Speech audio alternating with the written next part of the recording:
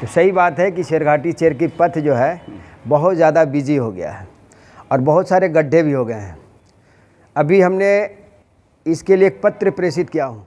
शेरघाटी जो कि भूभाग बहुत बड़ा हो गया है और वैसे में इमामगंज, रानीगंज, बाके बाज़ार सबको, गुरुआ को शेरघाटी लोकसभा क्षेत्र से जोड़ दिया जाएगा तो यहाँ विकास का भी काम होगा, यहाँ के सांसद होंगे और ज़िला तो बनना ही है।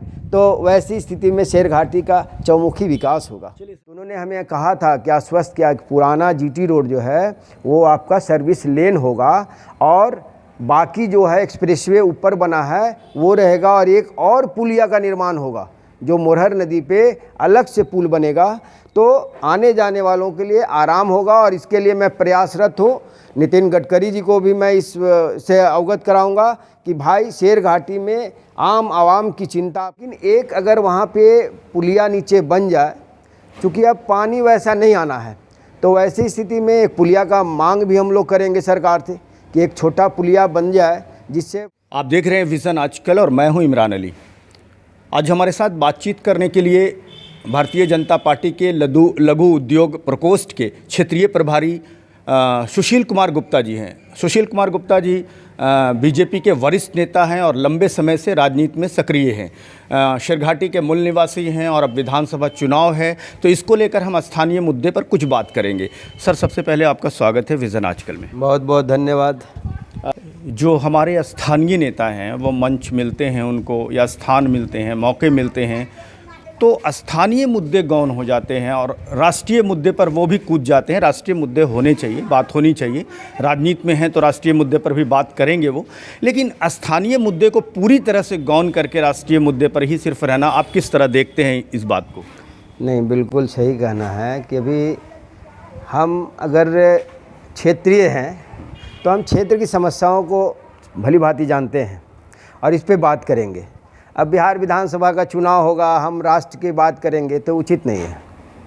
हम अभी बिहार विधानसभा का चुनाव है तो हम अपने क्षेत्रीय प्रतिनिधि जो भी बनेंगे तो उनके लिए हम रखेंगे कि भाई आपने क्या किया और आगे क्या रणनीति आपकी है। चलिए, हम भले विधानसभा बिहार का चुनाव है लेकिन आप जिस सड़क पे रहते हैं हम यहीं से शुरू करते हैं। आपका जहाँ घर है, मतलब जो ये शेरघाटी चेरकी गया मार्ग जो है, इस मार्ग पर अब काफ़ी दबाव बढ़ गया है क्योंकि इसी मार्ग पे एयरपोर्ट है, इसी मार्ग पे 4 लेन जुड़ गया है, डोभी पटना।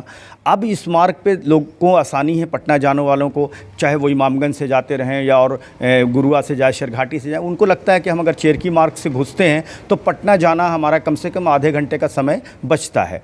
ऐसे में इसका 4 लेन बनाया जाना बहुत ज़रूरी है, जो दबाव इस पर है। आपको क्या लगता है इसके 4 लेन के लिए क्या प्रयास होना चाहिए, या आप क्या प्रयास कर रहे हैं, या क्या कुछ हुआ है इस पर? देखिए, अभी जो डोभी के ये में टोल प्लाजा लगा है तो सही बात है कि शेरघाटी चेरकी पथ जो है बहुत ज़्यादा बिजी हो गया है और बहुत सारे गड्ढे भी हो गए हैं। अभी हमने इसके लिए एक पत्र प्रेषित किया हूँ। बिहार के पथ निर्माण मंत्री हैं, उनको मैंने पत्र प्रेषित किया हूँ कि चूँकि उस पथ में टोल प्लाजा होने की वजह से सारी वाहनें जो हैं इस रोड से जाती हैं तो काफ़ी व्यस्त हो गया है। इसमें बड़े बड़े गड्ढे भी हो गए हैं।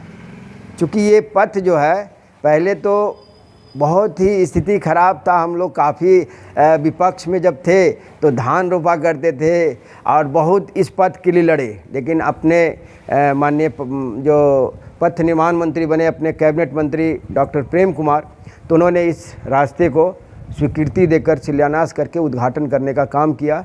हम सब शेरघाटी वासी उनके आभारी हैं। लेकिन अभी जो स्थिति बनी है कि इसको 4 लेन बनना बहुत ज़रूरी है। चूँकि क्या है कि सुदूरवर्ती डुमरिया हो गया, इमामगंज, रानीगंज, जितनी भी वाहनें हैं सब लोग चाहती है कि हम शॉर्ट से ही जाएँ। शेरघाटी के लोग भी जाते हैं कि हम शॉर्ट जाएँ और अभी इतने खुशी होती है पटना जाने में कि जो पथ बना है पटना 4 लेन डोभी से पटना के लिए, आप 1-1.5 घंटे 2 घंटे में आप पटना पहुंच जाते हैं, जो कि बहुत खुशी की बात है, बहुत खुशी की बात है।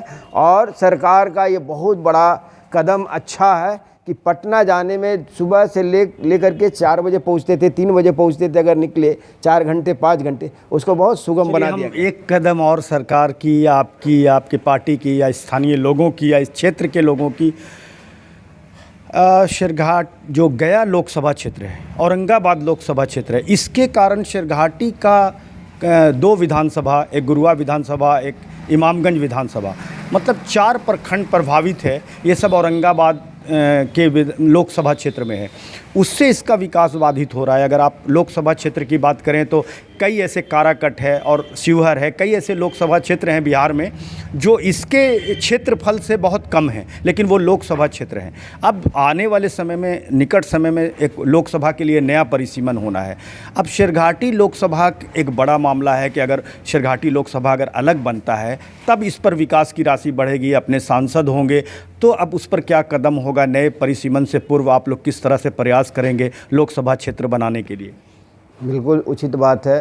परिसीमन जो आने वाले समय में होगा, क्योंकि शेरघाटी का पॉपुलेशन बढ़ रहा है, ये बात बिल्कुल सही है कि औरंगाबाद के लोकसभा क्षेत्र में हमारा बाके बाजार और इमामगंज और डुमरिया है, जो कि उचित नहीं है, गुरुआ भी है, तो उचित नहीं लगता है। वहाँ के जनप्रतिनिधि जो भी हैं, लोकसभा के सांसद जो भी हैं, वो आते हैं, इस क्षेत्र में आएंगे और यहाँ पे विकास का काम करेंगे।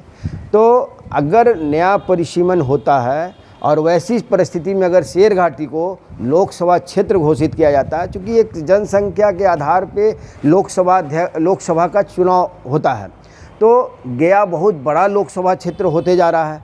वैसी स्थिति में हम लोग मांग करेंगे, जो भी भारत सरकार के अंग हैं उनसे हम मांग करेंगे कि इसका भी परिसीमन में जगह देखा जाए कि शेरघाटी, जो कि भूभाग बहुत बड़ा हो गया है, और वैसे में इमामगंज, रानीगंज, बाके बाजार सबको, गुरुआ को शेरघाटी लोकसभा क्षेत्र से जोड़ दिया जाएगा, तो यहाँ विकास का भी काम होगा, यहाँ के सांसद होंगे और ज़िला तो बनना ही है, तो वैसी स्थिति में शेरघाटी का चौमुखी विकास होगा। चलिए सर, एक आखिरी सवाल। शेरघाटी मोरहर नदी, नई बाज़ार बस स्टैंड, आप बहुत ज़्यादा उससे परिचित हैं, क्योंकि आपका व्यवसाय है नई बाज़ार में, कोर्ट जाना रहता है आपको, आप वकील हैं तो कोर्ट भी जाना रहता है, तो आप मुझसे ज़्यादा नज़दीक से इन स्थितियों को देखते हैं। गोला बाज़ार से जो लोग कोर्ट आते हैं, जो लोग कॉलेज आते हैं, जो लोग अनुमंडल कार्यालय आते हैं, या फिर हमज़ापुर एरिया जाते हैं, उन लोगों के लिए एक बड़ा लंबा प्रक्रिया होता है। जिनके पास साधन है उनके लिए कोई बात नहीं है, लेकिन जो पैदल यात्री हैं, जो बूढ़े हैं या कमज़ोर हैं या कम पैसे लोग, गरीब तबका जो है, उनके लिए जो कम्युनिकेशन है वो बड़ा मुश्किल है। तो अगर गोला बाज़ार से अनुमंडल कार्यालय अगर ब्रिज बनाया जाता है तो शेरघाटी का चहुमुखी विकास जिसे कहते हैं वो होगा। इस पर क्या कदम उठाएंगे आप, या क्या इस पर कदम आपने पहले भी उठाया है? देखिए, बात है कि इसी विषय को लेकर के हमने राष्ट्रीय राजपथ जो बना रहे हैं उनके प्रोजेक्ट डायरेक्टर को बताया कि भाई, आप कहते हैं कि ये सब मतलब एक्सप्रेसवे है, तो चूँकि क्या है कि शेरघाटी का अनुमंडल कार्यालय, कोर्ट न्यायालय कार्यालय जितना है, कॉलेज है, जेल है, बच्चियों के लिए जाने के लिए सारा व्यवस्था है, बड़ा भूभाग जो है हमजापुर मौलाना चक में रहता है, उसके लिए क्या व्यवस्था है? तो उन्होंने हमें कहा था, क्या आश्वस्त किया कि पुराना जीटी रोड जो है वो आपका सर्विस लेन होगा और बाकी जो है एक्सप्रेसवे ऊपर बना है वो रहेगा, और एक और पुलिया का निर्माण होगा जो मोरहर नदी पे अलग से पुल बनेगा, तो आने जाने वालों के लिए आराम होगा। और इसके लिए मैं प्रयासरत हूँ। नितिन गडकरी जी को भी मैं इस से अवगत कराऊंगा कि भाई, शेरघाटी में आम आवाम की चिंता आपको करनी है। तो उसमें फुटपाथ भी नहीं है, जितने ब्रिज बन रहे हैं, अब आम जनता को चलना होगा तो वो तो नीचे उतर के चलेंगे। आखिर कैसे वो आम जनता ब्रिज पर चलेगी जब आप ब्रिज बना रहे हैं, फुटपाथ नहीं बना रहे हैं? एक्सप्रेसवे ऊपर में फुटपाथ नहीं बनेगा, लेकिन जो सर्विस लेन है उसमें केवल छोटी गाड़ियां चलेगी, उसमें ट्रैफिक की व्यवस्था होगी और आम आवाम को उससे लाभ मिलेगा। लेकिन सर, जो मैं सवाल किया गोला बाज़ार से अनुमंडल कार्यालय का, ये कम्युनिकेशन कितना ज़रूरी है गोला बाज़ार का, चाहे जो छोर भी हो, ये कम्युनिकेशन कितना ज़रूरी? देखिए, हम 2 बात को रखे हैं। एक बात ये है कि सांसद कोटे से हम यहाँ जो है आपका शमोद बिगहा से जोड़ने के लिए पलहेत के लिए एक पुल का निर्माण हो। उससे क्या होगा कि जो गया से आने वाले लोग हैं उनको अगर डोभी जाना हो तो वो इतना घूम करके नहीं जाएंगे, क्योंकि नया बाज़ार में थोड़ा कंजस्टेड एरिया है, वहाँ पे जगह कम मिलती है, हमेशा जाम की समस्या रहती है। तो इसलिए, और दूसरा, अगर मान लीजिए सरकार सोच ले कि हाँ, चूँकि अनुमंडल कार्यालय संभावना ये भी जताई जा रही है कि वहाँ से हटने वाला है, चूँकि बातचीत चल रही है कि भीड़ भाड़ अधिक होने की वजह से, लेकिन एक अगर वहाँ पे पुलिया नीचे बन जाए, चूँकि अब पानी वैसा नहीं आना है, तो वैसी स्थिति में एक पुलिया का मांग भी हम लोग करेंगे सरकार से कि एक छोटा पुलिया बन जाए जिससे पैदल चलने वालों के लिए आसान हो। तो हम सरकार से मांग करेंगे कि जो भी आवाम का जो कष्ट है उसको दूर किया जाए।